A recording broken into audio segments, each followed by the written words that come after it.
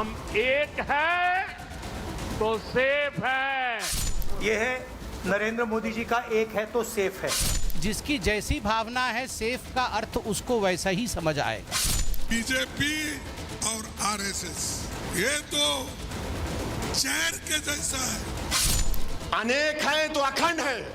ये गाड़ी जो है ये औरंगजेब फैन क्लब है, औरंगजेब फैन क्लब।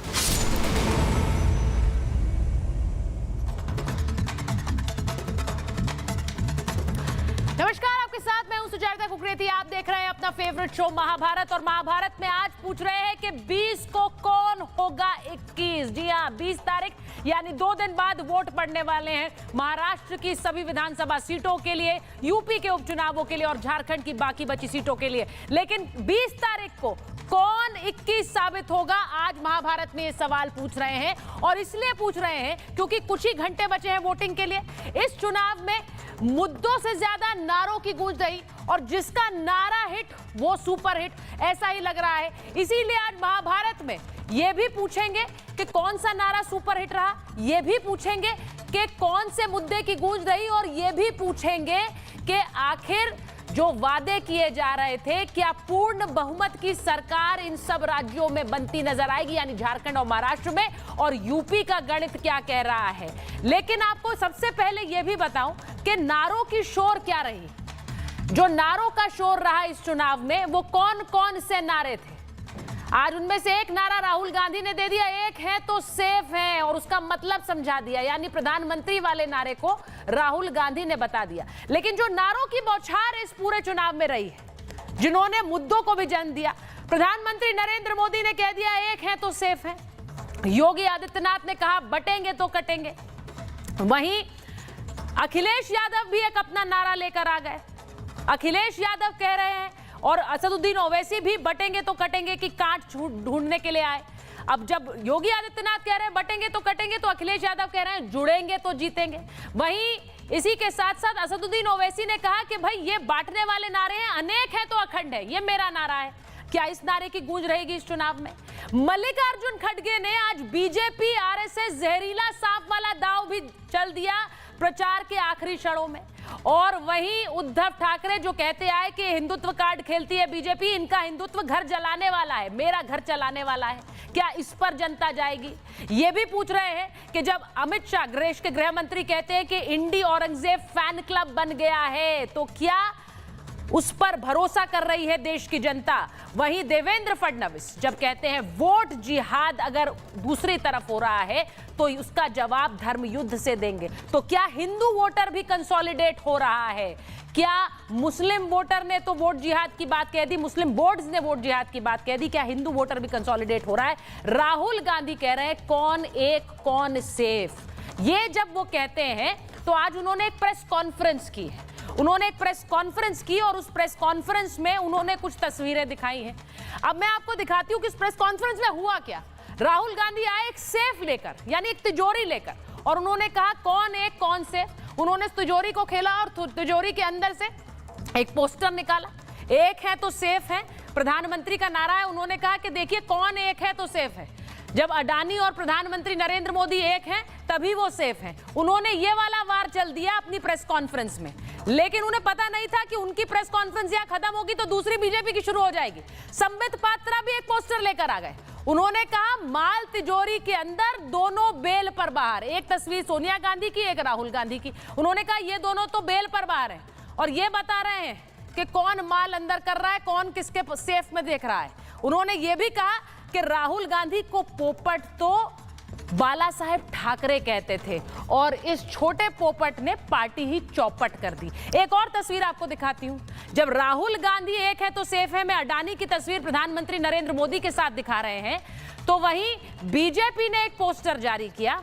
बीजेपी ने एक पोस्टर जारी किया जिसमें अडानी की तस्वीरें अलग अलग नेताओं के साथ थी, और वो तस्वीर देख लीजिए। एक उन्होंने दिखा दिया कि अडानी तो अशोक गहलोत के भी साथ है, रॉबर्ट वाड्रा के भी साथ है, शरद पवार के भी साथ है, ममता बनर्जी और शशि थरूर के भी साथ है।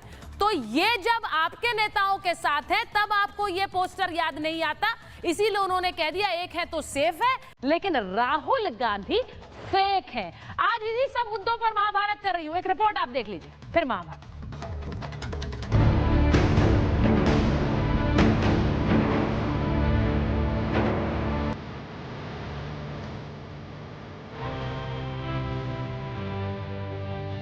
अब नया चुनावी शो किसका चलेगा ज़ूम?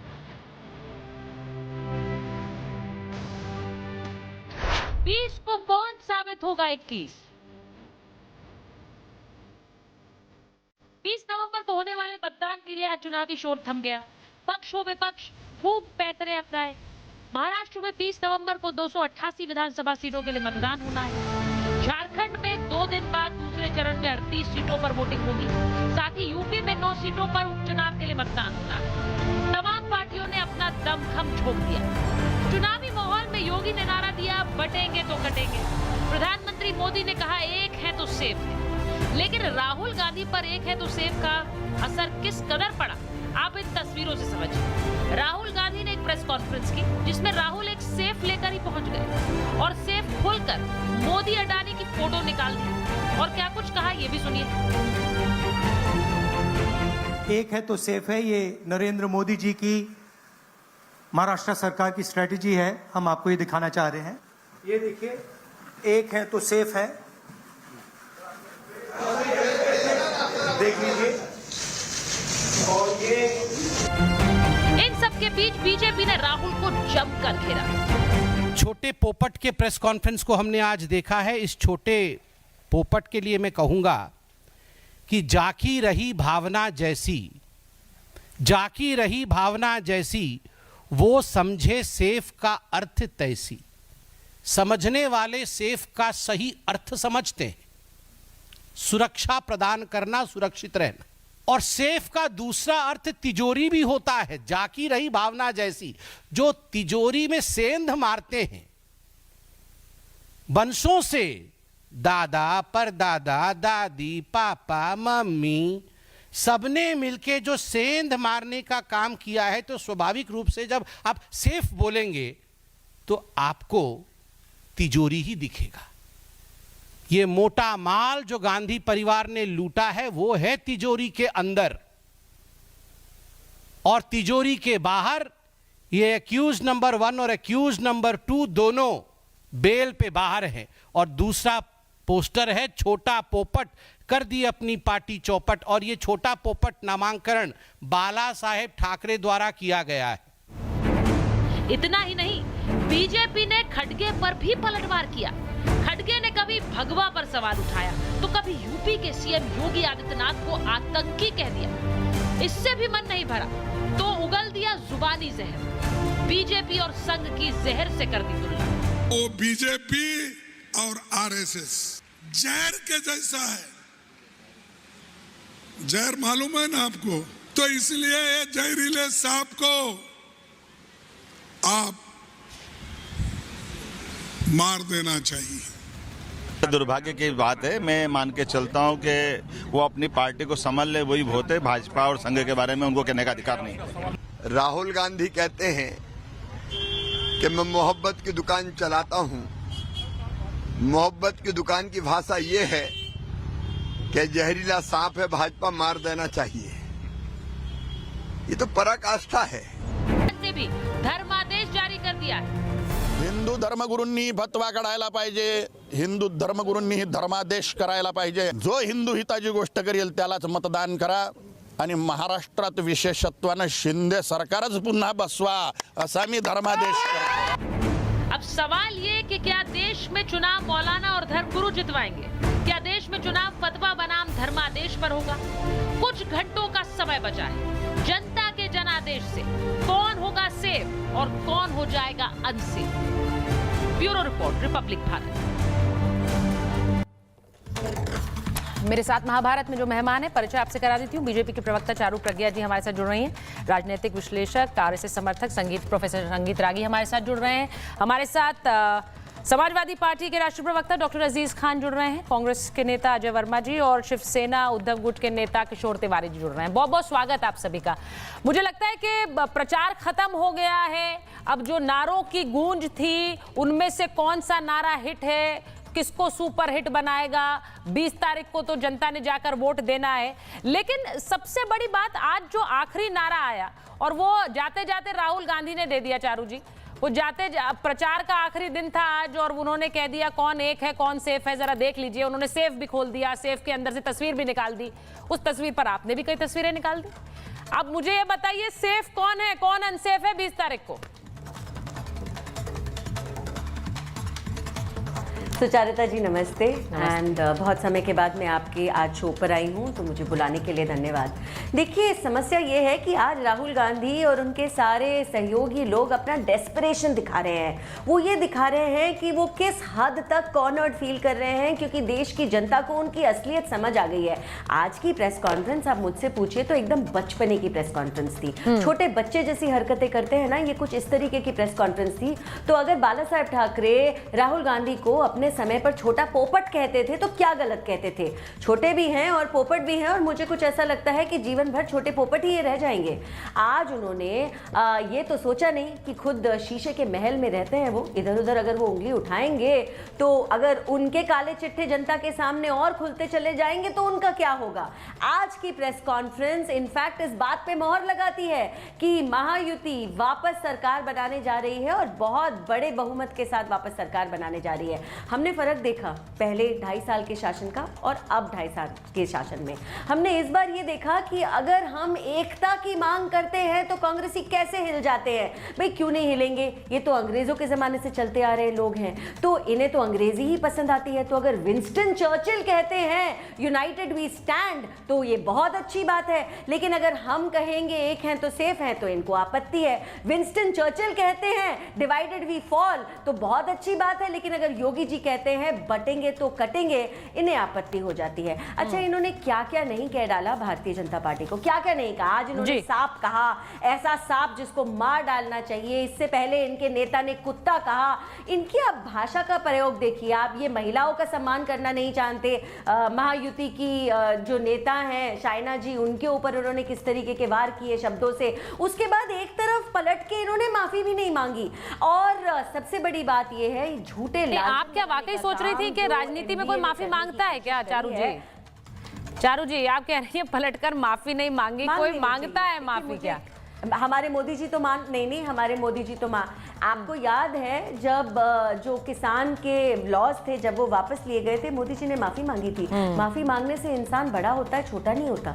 आज इनकी जिस तरीके की हरकत है, जिस तरीके के शब्दों का प्रयोग है, पॉलिसी पे जीरो फोकस है। देखिए अब मैं एक बार देखिए आपका जो सवाल है, मैं एक बार किशोर जी से पूछ लेती हूँ।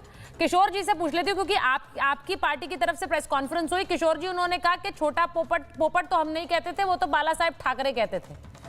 तो उन्होंने कहा हम तो उसी को आगे बढ़ा रहे हैं और उसी बात को आगे रख रहे हैं। अब जहां एक तरफ राहुल गांधी प्रेस कॉन्फ्रेंस खत्म नहीं कर रहे थे, बीजेपी तैयार थी अपनी प्रेस कॉन्फ्रेंस के लिए, उन्होंने कर दी।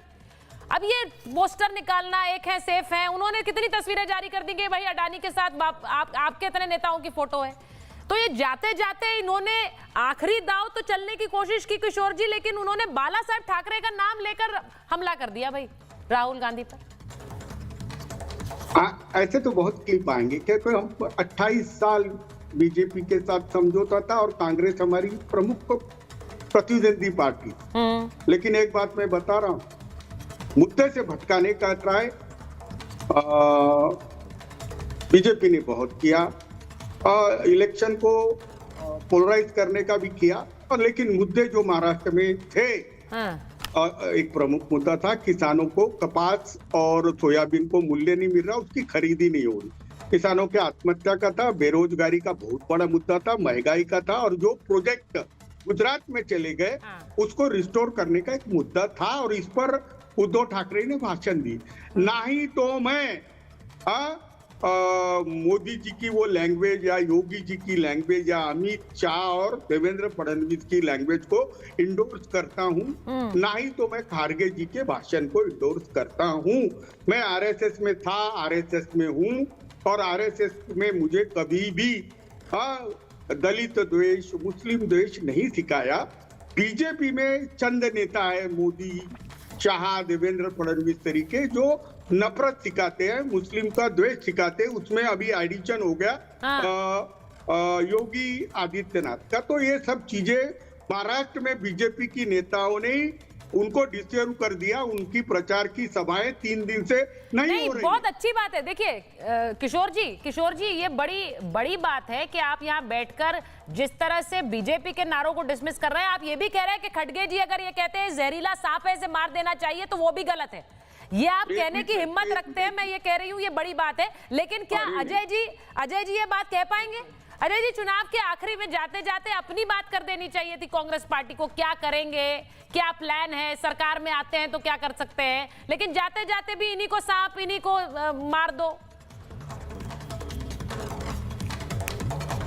देखिए, भारत की अर्थव्यवस्था से संबंधित जो महाराष्ट्र है वो ये समझ लीजिए देश की आर्थिक राजधानी मानी जाती है। आप सब लोगों को ये भारतीय जनता पार्टी और उसके ये काटने बांटने वाली यूनिवर्सिटी के चांसलर नरेंद्र मोदी जी और 2 वाइस चांसलर योगी जी और हेमंत विश्व जी ये इसमें उलझा रहेंगे। और पता वहां क्या हो रहा है, धार भी एक जगह है, हिंदुस्तान के 140 करोड़ लोग सुनो, धार भी एक जगह है महाराष्ट्र में, 1500 एकड़ जमीन अडानी को रीडेवलपमेंट के लिए हजारों करोड़ रुपए का फायदा पहुंचाने के लिए दे दी। उस पर चर्चा ना आप करेंगे सुचेरिता जी, ना आपका चैनल करेंगे, ना महाराष्ट्र के लोग जो ये जिंदाबाद मुर्दाबाद हिंदू मुस्लिम कर रहे हैं वो करेंगे। अरे इस तरह से एक है और सेफ के नारे इसलिए दिए जा रहे हैं। और राहुल जी ने जो दिखाया है वो सही दिखाया है, सही कहा है। धारवी की वो जमीन 1500 एकड़ रिडेवलपमेंट के लिए आखिर कैसे दे दी, क्यों दे दी, और देश में डेवलपर नहीं है? क्योंकि अडानी जी इनके परम मित्र हैं और 4 लोगों को तो सर वो तस्वीरों पर भी बोलिए जिसमें रॉबर्ट वाड्रा अडानी के साथ घूम रहे हैं, रॉबर्ट वाड्रा भी अडानी के साथ घूम रहे हैं, वो क्यों घूम रहे हैं भाई उनके साथ?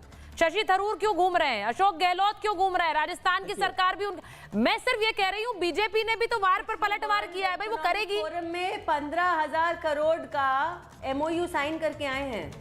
अरे बीच में फिर ये आ गई हैं, अब ये बीच में आ गई हैं, थोड़ी देर रुक तो जाइए। ठीक है, वो रुकेंगी, जब आप इस पर बोलिए ना। 70,000 करोड़ रुपए के घोटाले के लिए 27 अक्टूबर को प्रधानमंत्री जी कहते हैं जेल जाएंगे, चक्की पीसेंगे भ्रष्टाचारी महाराष्ट्र के अजीत पवार। और 4 तारीख को वो इनकी पार्टी में बीजेपी नामक वॉशिंग मशीन में धुलकर और भाजपा नामक पाउडर से साफ होकर आ जाते हैं, तो इनका ईडी पोर्टल से भी नाम हट जाता है।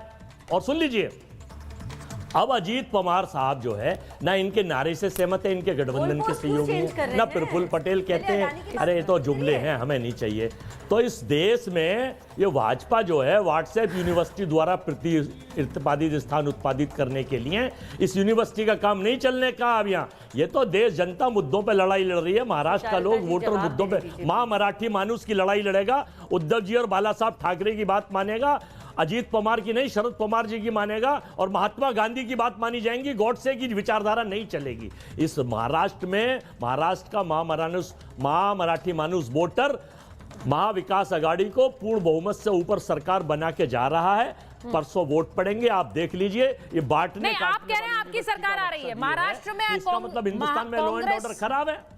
महाराष्ट्र में महागाड़ी की सरकार बन रही है। अजय जी, मैं इसलिए पूछ रही हूँ क्योंकि मुझे अच्छी तरह याद है कि हरियाणा में भी हमने आपसे वोटिंग से पहले इसी तरह चर्चा की थी, आपने 65 सीटें बताई थी, फिर वहां खेल बिल्कुल बिगड़ गया, उल्टा ही हो गया।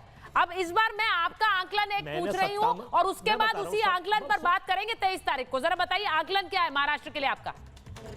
फिर मैं सुन लीजिए, मैंने हरियाणा में 57 से 60 सीटें बताई थी और हमारी 38 सीटें आई हैं, हम 6 सीट जीते, 37-38 सीट, और 22 सीटों पे हमने जो चुनाव आयोग को जो इनका आदर्श सहयोगी है उसको हमने शिकायत कर लिया और उल्टा उसने शिकायत का कुछ नहीं दिया। 22 सीटें हमें कि आप चुनाव हार गए अजय जी। नहीं हारे, 65, 38, 60 उससे कोई फर्क नहीं पड़ रहा है, आप चुनाव हार गए जीते। अब मुझे ये बताइए यहाँ पर कितनी सीटें आ रही है, सरकार बन रही है आपकी, और 12% वोट हमारी बड़ी। सुचेरिता जी सुन लीजिए, 12% वोट हमारी बनी। अब मैं महाराष्ट्र पे बताना चाहता हूं, महाराष्ट्र पे हम 180 से 188 सीट जीत रहे हैं, महाविकास आघाड़ी 180 से 180। चारू जी को ऑडियो कोई बंद नहीं करिए, सरकार बनाने जा रहे हैं। चारू जी को ऑडियो दीजिए। 180 का आंकड़ा वो दे रहे हैं। मैं एक बार चारू जी वापस आऊंगी, प्रोफेसर रागी और अजीज खान साहब के पास जाना है मुझे। अजीज खान साहब को लीजिए जरा।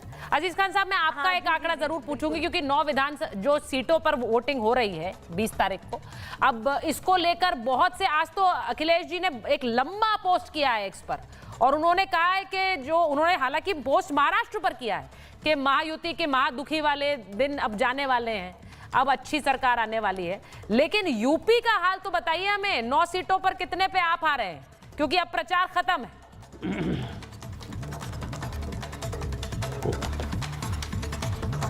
देखिए सुचेता जी, अभी मैंने चारू जी को सुना जी, उन्होंने कहा छोटा पोपट।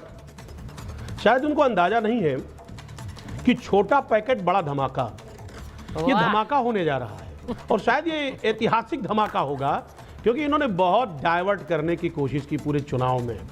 मैंने भी बहुत डिबेट किया और मैंने भी तमाम चैनलों पे जाकर के अपनी बात को रखा, लेकिन बीजेपी के लोग लगातार हताश, निराश और परेशान दिखे। इन्होंने मुद्दे को बहुत भटकाने की कोशिश की, बटेंगे तो कटेंगे और ना जाने क्या क्या नारा चलाने की कोशिश की, लेकिन एक भी नारा चला नहीं। जनता अपने मांग पर अडिग रही। महंगाई, बेरोजगारी, किसानों का मुद्दा महाराष्ट्र से लेकर उत्तर प्रदेश तक छाया रहा, नहीं चला। यहां तक कि बटोगे कटोगे से इनके अपने नेता संतुष्ट नहीं रहे, इनके अपने लोग बट गए, क्योंकि इनके नारों में कहीं ना कहीं जहर दिख रहा था। ऐसी भाषा का इस्तेमाल ये कर रहे थे जो शायद बीजेपी के लोग जो हैं, इनके अपने नेता उससे संतुष्ट नहीं, चाहे माननीय राजनाथ जी हो, केशव प्रसाद मौर्य जी हो, पंकजा मुंडे रही हो, उसके साथ साथ अजीत दादा पवार। जिस तरीके से लोगों ने खंडन किया, जिस तरीके से इसका विरोध किया, यकीनन ये एहसास बीजेपी ने किया कि बीजेपी इस देश को बांटना चाहती है और आपस में हिंदू और मुसलमान करके लोगों में नाइत्तेफाकी पैदा करना चाहती है। ये बीजेपी की रणनीति रही, लेकिन ये कामयाब नहीं हुई। एक बात आप समझिए, क्योंकि जनता अडिग रही। आपने कहा उत्तर प्रदेश, देखिए उत्तर प्रदेश में तो एक तरफा चुनाव है, यहां समाजवादी पार्टी लड़ ही नहीं रही है, जनता लड़ रही है। क्योंकि जनता ने सुन लीजिए मेरी बात, इंपॉर्टेंट बात है, जनता ने मन बनाया। अब इन्होंने क्या किया है, अधिकारियों को आगे कर दिया है।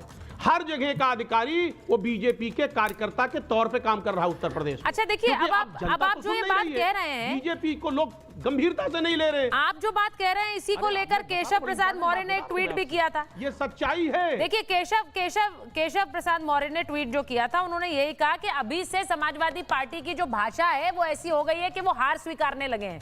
तो आप जब कहते हैं कि ये चुनाव नहीं लड़ रहे हैं, इनकी तरफ से अधिकारी लड़ रहे हैं, इन्होंने पूरा माहौल सेट कर दिया, इन्होंने पूरी सेटिंग कर ली, तो ऐसा लगता है वो वाली भाषा है क्या? ये वो वाली भाषा है जो जब नतीजे आने लगते हैं तो अपने बचाव में कही जाती है। उन्होंने पहले से ही ये पोस्ट कर रखा है।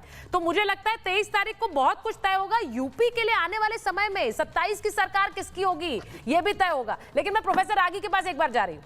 प्रोफेसर रागी, आप तो पूरा चुनाव देख ही रहे हैं, अब प्रचार आज खत्म हो गया है, लेकिन जनता, आपको लग रहा है इस बार मुद्दों से ज्यादा हावी नारे रहे हैं? अब यहाँ पर अजीज खान साहब ने जरूर कहा कि नारे बांटने वाले, काटने वाले, लेकिन उन नारों की काट भी लगातार ये भी ढूंढते आए, जुड़ेंगे तो जीतेंगे। उन्होंने ये भी कहा अखंड, अनेकता में अखंडता। बहुत सारे नारों को उस पर चढ़ाने की कोशिश की गई कि वो नारा फीका हो जाए, हमारा वाला आगे हिट हो जाए। सुचरिता, सबसे पहले तो मैं ये कह दूं कि जो बटेंगे तो कटेंगे ये चुनावी नारा नहीं है ना, ये देश को बचाने का नारा है। एक ताकत है जो कैंसर की तरह, दीमक की तरह स्वतंत्रता के बावजूद भी इस देश को चाट रहा है, अंदर से खोखला कर रहा है। वो ताकतें, उस ताकतों को हवा देने वाला कौन है? अखिलेश यादव है। उन ताकतों को हवा देने वाला कौन है? राहुल गांधी है। मैं मान करके चलता हूं और बहुत गंभीरता से मान करके चलता हूं कि राहुल गांधी विदेशी एजेंडे के तरह हिंदू समाज को बांटने की कोशिश कर रहे हैं। मैं नहीं जानता कि उनकी परवरिश कहाँ हुई है, किन ताकतों ने उनको पाला पोसा और बड़ा किया है, लेकिन उनका हैंडलर कोई कहीं और ही दिखता है। और यही कारण है कि जो समाज एक दूसरी दिशा में जाना चाहिए था, ऐसे सपनों का भारत गांधी जी ने भी नहीं सोचा होगा कि हिंदू समाज को, नहीं तो पुनः पैक्ट के लिए वो लड़ गए थे, अम्बेडकर से आमने सामने कर लिए थे। उस हिंदू समाज को विदेशी एजेंडे के तहत, विदेशी षड्यंत्र के तहत राहुल गांधी और ये जितनी परिवार पार्टियां हैं जो मान करके चलती हैं कि हम चांदी के चम्मच में लेकर के पैदा लिए हैं और हमारा बाप, हमारा हम, उसके बाद मेरा बेटा, उसके बेटे का गर्भ में बेटा, वही सत्ता का संचालन करेगा। ऐसी पार्टियों के नेता जो है वो देश हित की बात करते हैं तो ऐसा लगता है कोई राक्षसी ताकत मंत्र करते हैं। तीसरी बात मैं कहना चाहता हूं, ये इसलिए जरूरत हुई कि 2024 के चुनाव में भारतीय जनता पार्टी को और इस पूरे देश को दिखाई दिया कि यहाँ पर चुनाव बेरोजगारी के आधार पर नहीं होता है, कितना बेनिफिशियरी है, मुसलमान इस्लाम के नाम पर वोट करता है और इस वोटिंग जवाब देने का मौका दे। मेरा टाइम बहुत कम मिला था, मुझे वक्त कम मिला था। काउंटर करना है तो हिंदू समाज को एक साथ खड़ा होना ही पड़ेगा।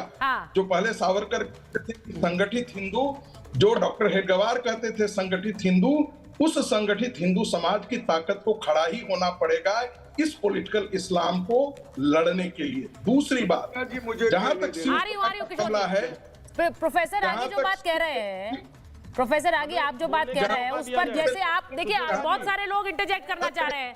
अजीज खान साहब बोलना चाह रहे हैं। हाँ बोलिए, कंप्लीट करिए। हाँ, जहां तक शिवसेना का सवाल है, 10 सेकंड दे दे। शिवसेना का तो वैचारिक और बौद्धिक खतना हो चुका है। शिवसेना जिनके बाला साहब ठाकरे जी कहते थे कि कांग्रेस पार्टी के सामने जाने वाला हिजड़ा ही होगा, तो अब वो अपने बेटे के बारे में संभवतः वो भविष्यवाणी नहीं जानते थे कि उनका बेटा एक दिन वही काम करेगा। तो वैचारिक के तौर पर मैं मानता हूं कि आज शिवसेना अपने बेटे के लिए, उद्धव ठाकरे सिर्फ अपने बेटे को आने वाली सत्ता की राजनीति का बनाने के लिए हिंदू समाज को तोड़ करके भारतीय जनता पार्टी से बाहर गए।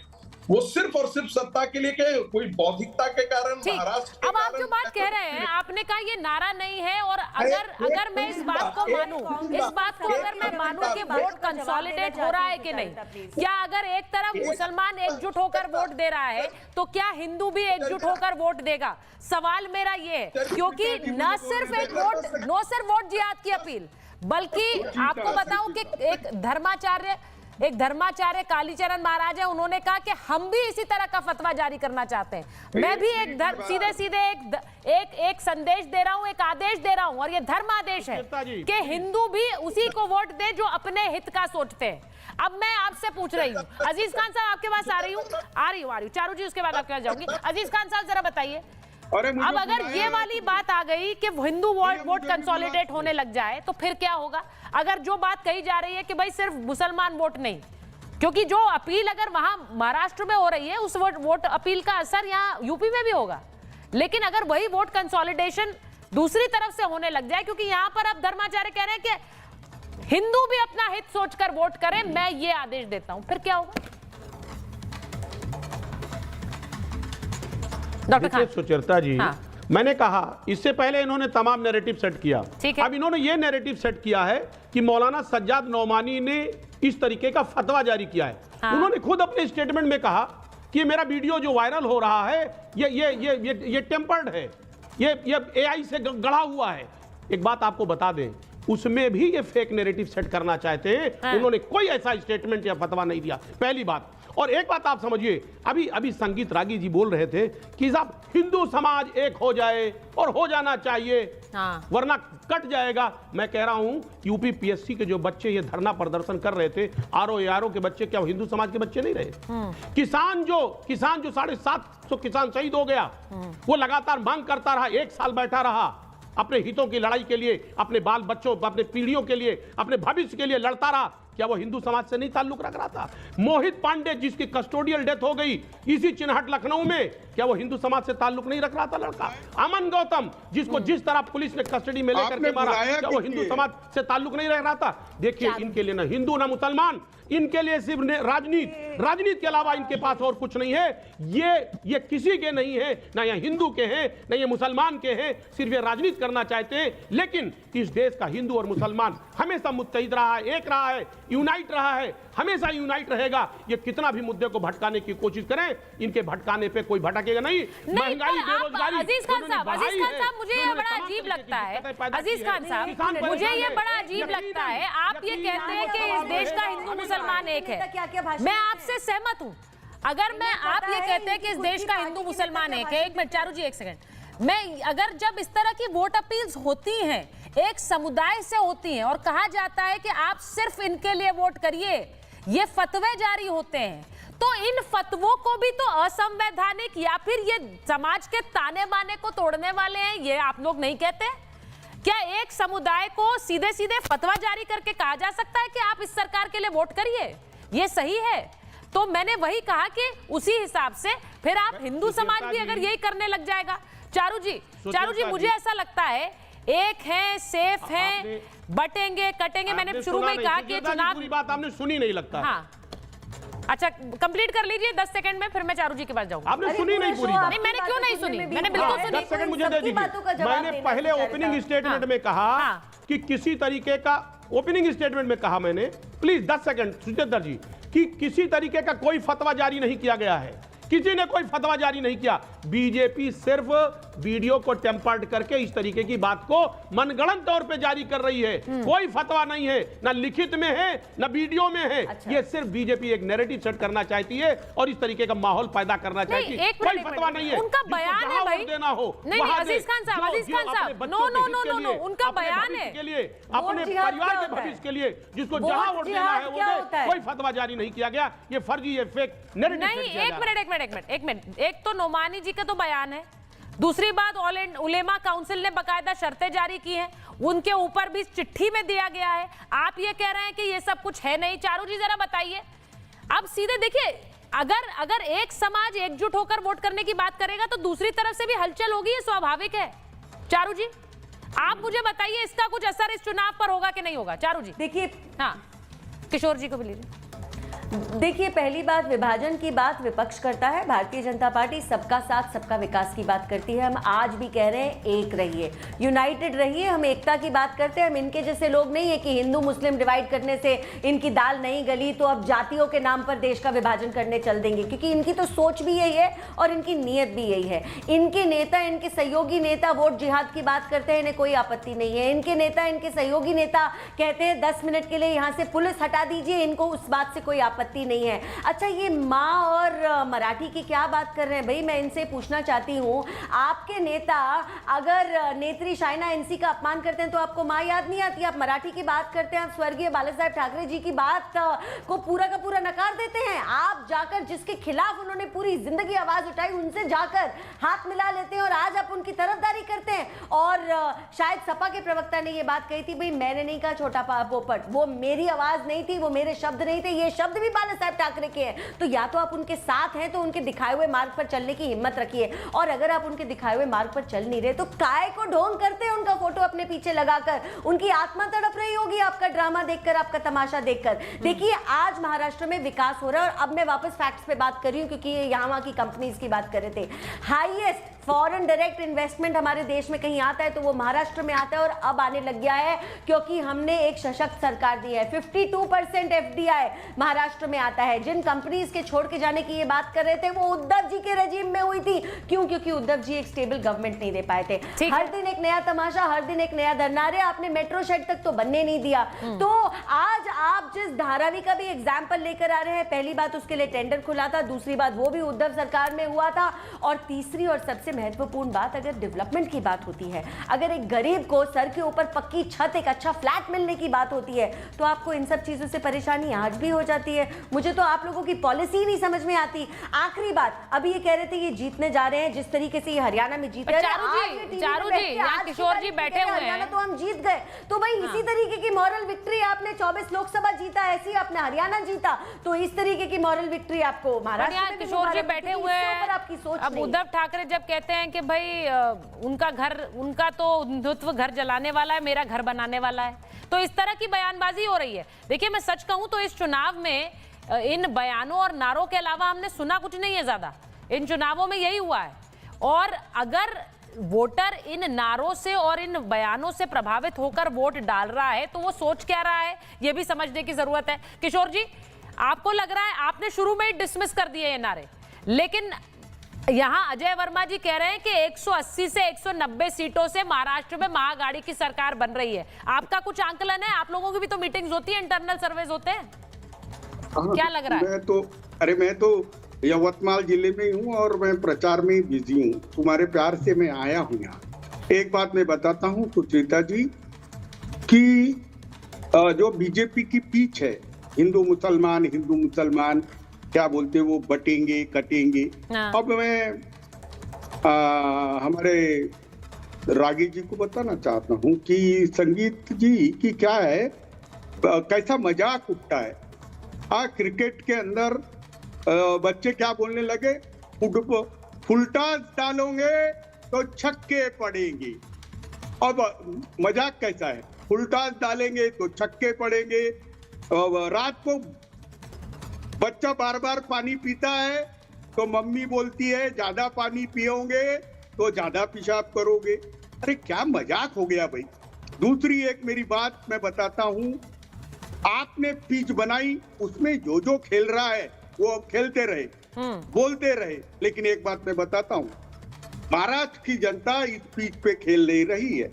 महाराष्ट्र की जनता उनके मुद्दों पर बात कर रही है जो चुनाव में रिफ्लेक्ट होगा, मैं बता रहा हूं। और चारू प्रज्ञा ने जो कहा कि ये बड़े बड़े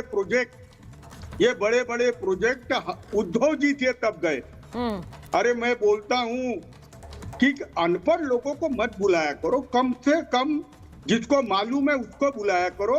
एयरबस का प्रोजेक्ट नागपुर से अभी शिफ्ट हुआ है, वेदांता का प्रोजेक्ट हमसे वो उन्होंने डील कर ली, उसके बाद शिफ्ट हुआ। और दूसरी बात इन्होंने कही, अब मुझे बताइए, मुझे अजय वर्मा की उस बात से बहुत बुरा लगा। दिखाइए भाई अजय। उन्होंने बोला कि अडानी को 1500 एकड़ जमीन दे दी है। मैं बताऊं तुमको, धारावी से लेके पनवेल तक सारी जमीन, सारा खारपान पट्टा, वहां पे 6.5 लाख हेक्टेयर जमीन, और बंबई के महाराष्ट्र के सारे बंदरगाह, सारे एयरपोर्ट गौतम अडानी को दिए। मैं बता रहा हूं, गौतम अडानी पे हमारे जो आरोप है, तो मैं बता रहा हूं कि उसमें तथ्य है, उसमें तथ्य, ये नैरेटिव हमने लोगों को बताया है। और मैं चाहूंगा चारू प्रज्ञा, तुम्हारे पार्टी को अच्छे सीटें मिले, आप जीत जाओ, लेकिन जो काम आपने किया महाराष्ट्र में, मेरी पार्टी तोड़ डाली। फिर वो तस्वीरें भी दिखाते हैं ना किशोर जी, वो तस्वीरें भी जारी की जाती है, और ऐसा नहीं है, कांग्रेस की नई सरकार है ना, जवाब दे रहा हूं, जब वहां तेलंगाना में वो भी कर रहे हैं अलायंस, ऐसा तो नहीं है। अगर इन्हें सिर्फ बीजेपी ही एक तरह से प्रमोट कर रही है, क्योंकि यही आरोप आप लगाते हैं, तो बाकी लोग क्यों करने में लगे हैं? बाकियों को तो हाथ पीछे खींचना चाहिए। अब ये जो तस्वीर उन्होंने चला दी भाई, रॉबर्ट वाड्रा की भी साथ में है, ममता बनर्जी भी बंगाल में बुला रही है, सुचारिता जी तेलंगाना में भी बुलाया जा रहा है। जरा बात कर लेता हूँ। नहीं, आप तो बात रख ही रहे ना, एक बार चारू जी का उस पर जवाब ले लेते हैं। अरे मैं पूरी कर लेता हूँ ना। अच्छा, पूरी नहीं हुई अभी? अच्छा, अभी कहाँ, चलिए पूरी कर लेते हैं। नहीं, थोड़ा ही समय बचा है। बहुत आदर के साथ आपने मेरा नाम लिया, मुझे अनपढ़ बता रहे हैं। अब आप जानते हैं मैं आपकी कितनी इज्जत करती हूँ, आप संघ से आते हैं, ठीक है, लेकिन अब मेरी बात पूरी होने दीजिए। सुचारिता जी, अच्छा ठीक है, जवाब नाम लेकर अनपढ़ बता रहे हैं, तो तुम्हें व्यक्तिगत हमला करता है ना, वो जवाब देना चाह रही है, जवाब दीजिए। अरे आपका जवाब सुन लिया मैंने, आपका जवाब मुझे अटैक करना था। जवाब नहीं है, पूरा जवाब नहीं है। ठीक है, चारू जी बोल रहे हैं। सुन लो चारू। किशोर जी, अरे मैं रिक्वेस्ट कर रही हूँ, मैं रिक्वेस्ट कर रही हूँ, आपसे तो कर ही सकती हूँ रिक्वेस्ट, आप तो हमारे पुराने साथी हो, आपसे रिक्वेस्ट नहीं करूंगी तो किससे करूंगी? सुचारिता जी देखिए, मैं किशोर जी की बहुत इज्जत करती हूँ, वो आज भी विचारधारा से, मन से हमारी पार्टी से ही जुड़े हुए हैं, लेकिन मैं उनकी इज्जत करती हूँ, उसका मतलब ये नहीं है मैं उन्हें गलत बात टीवी पे कहने दूंगी, खासकर अपने खिलाफ। मैं आपको याद दिला दूं, अगर आप स्वर्गीय रतन टाटा जी की एक ट्वीट देखें, 2021 में ये ट्वीट हुई है, 2021 में एयरबस की डील हो गई थी। 2021 में किसकी सरकार थी किशोर जी? किसकी सरकार थी? किसकी सरकार थी 2021 में महाराष्ट्र में? तो फैक्ट्स आप भी पढ़ लीजिए, पर आपकी तरह मैं निरादर नहीं कर सकती जैसे आपने मेरा नेशनल टेलीविजन पे कर दिया। मैं पढ़कर आती हूँ, जो बात बोलती हूँ जिम्मेदारी से बोलती हूँ। तो सच्चाई ये है कि सत्यानाश अगर किसने महाराष्ट्र की इंडस्ट्रीज का किया है तो वो उद्धव सरकार ने किया है। बढ़ते डेवलपमेंट को रोकने का काम अगर महाराष्ट्र में किसी ने किया है तो वो उद्धव सरकार ने किया है। झूठ के दम पर सत्ता पाने के लिए गलत लोगों का हाथ जिसने मिलाया है वो उद्धव सरकार ने किया है। और ये बात मैं क्या आप भी जानते हैं, तभी तो भारतीय जनता पार्टी को शुभकामनाएं देते रहते हैं। तो सुचारिता जी, अगर कैमरा पर्सन जूम इन करे, मैं आपको रतन टाटा जी की ट्वीट दिखाना चाहती हूँ, एयरबस की, सितंबर 2021 की ट्वीट है। आप बताइए अब क्या बोलेंगे आप किशोर जी? ये कही सुनी कांग्रेस की बातों को मत दोहराया करिए।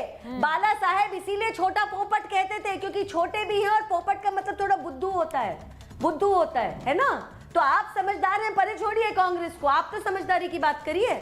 नहीं, ये वाला टॉपिक वैसे प्रोफेसर रागी का भी बड़ा फेवरेट टॉपिक है, तो प्रोफेसर रागी के पास भी एक बार जा रही हूँ, क्योंकि अभी तो अजीज खान साहब आपने बिल्कुल वही किया है। अरे मुझे आपने नहीं, एक मिनट किशोर जी एक सेकंड रुकिए ना सर, फिर बाकी लोग कहेंगे हमें बोलने नहीं दिया। आप बताइए फिर अब किस की नाराजगी मोल ले लूं मैं? बुलाया मुझे बोलने। अरे क्यों, आप तो शुरुआत करते हैं हमेशा डिबेट की। एक मिनट सुनिए, अभी देखिए अजीज खान साहब ने प्रोफेसर रागी उसी तरह से डिफेंड किया जैसे संसद में अखिलेश जी ने डिफेंड किया था राहुल गांधी को। उन्होंने कहा कि छोटा पैकेट बड़ा धमाका होता है। अब ये जो चुनाव है हरियाणा के बाद बहुत से सवाल फिर से उठ गए थे कि हरियाणा में कैसे हो गया। अब ये जो चुनाव है ये भी एक बार फिर से बहुत सी चर्चाओं को जन्म देंगे, जो भी नतीजे आएंगे यहाँ पर। सुचरिता, सबसे पहले तो भारतीय जनता पार्टी जानती है कैसे जबड़ों से जीत खींचा जाता है, और मध्य प्रदेश, छत्तीसगढ़, राजस्थान और हरियाणा इसका उदाहरण है। उत्तर प्रदेश में देखना है क्या होता है, उसका हम अभी प्रेडिक्शन नहीं करते हैं, लेकिन दो बात जरूरी है। मैं भी धर्माचार्यों से अपील करता हूं, शंकराचार्य हैं, कि देखिए आप एक बहुत बड़ी ताकत के सामने यदि आपने हिंदुओं को संगठित एकजुट नहीं खड़ा किया तो आने वाले दिनों में आपके आश्रम बचेंगे ना आपके शास्त्र बचेंगे, ये ध्यान रख लीजिएगा। इसलिए समाजवादी पार्टी ने ही तो वोट जिहाद का नारा दिया था, और किसने दिया था? समाजवादी पार्टी ने दिया था। एक बात आ गई, वक्फ बोर्ड के लाखों एकड़ जमीन जो है वो क्या कांग्रेस पार्टी ने दिया? तो कांग्रेस पार्टी के वो दामाद रोहिंग्या लगते थे, बांग्लादेशी मुसलमान क्या कांग्रेस पार्टी के दामाद लगते थे? नहीं ना। इन सारे को बसा करके और रोहिंग्याओं को बसाने का काम, इस देश को अंदर से खोखला करने का काम जो है वो इन पंचर पुत्रों को किसने खड़ा किया? ये कांग्रेस पार्टी ने ही तो खड़ा किया। और आज के दिन में वो बांग्लादेशी मुसलमान जो इस देश में देश की सुरक्षा के लिए खतरा पैदा कर रहे हैं, वो एक टेररिस्ट पॉकेट जो हमारे अंदर भारत की सीमाओं के अंदर जो बस गया है, और जिसके समर्थन में, जिनके बाप दादों ने इस देश का विभाजन किया, उसके समर्थन में कौन खड़ा होता है? समाजवादी पार्टी खड़ी होती है। कौन समर्थन में खड़ा होता है? कांग्रेस पार्टी खड़ा होती है। कौन समर्थन में खड़ा होता है? डीएमके खड़ा होता है। मैं मानता कि भारत के मुसलमानों के खिलाफ यदि कोई कार्रवाई हो रही और तब उनका विरोध करने के लिए यदि देश का मुसलमान सड़कों पर आ जाए तब तो बात कर। मैं तो अभी नालंदा में हूँ, देखा हूँ कि इस बर्बर मानसिकता ने किस प्रकार से हमारे विश्वविद्यालयों को तोड़ा, और उन बर्बर मानसिकताओं को देखिए, मैंने शुरुआत में वही बात की कि एक धर्माचार्य ने ये आदेश दिया है। उन्होंने कहा मैं खुलकर कह रहा हूँ हिंदुओं को कि आप वोट दीजिए उन्हें जो आपके हित की बात करते हैं, और मैं ये आदेश दे रहा हूँ। अब अगर ऐसे ही खड़े हो जाए सारे धर्माचार्य और कहने लगे तो फिर इस देश में ऐसा लगेगा कि चुनाव मौलाना और धर्माचार्य लड़ रहे हैं, नेता नहीं। ये बिल्कुल क्लियर है, ऐसा ही लगेगा, ऐसा ही लगेगा। और अगर नेता लड़ भी रहे हैं तो उनको उन्हीं के दर जाना पड़ेगा, या तो साधु संतों के या मौलानाओं के। इस चुनाव में एक शुरुआत तो हमने देख ली है। अब 20 तारीख को किसको वोट जाता है और 23 तारीख को किसकी सरकार बनती है। हम बस उम्मीद करते हैं कि वो सरकार त्रिशंकु सी ना हो, पूर्ण बहुमत की हो। बहुत बहुत धन्यवाद आप सबका महाभारत में।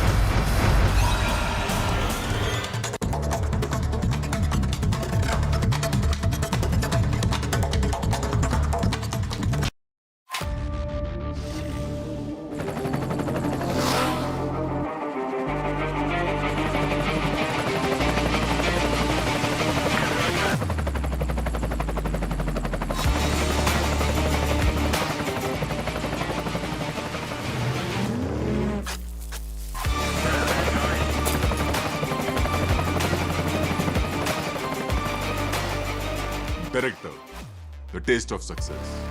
इजराइल के हमले की, जहां पे लेबनान के बेरूत में यहां पर हमला किया गया है।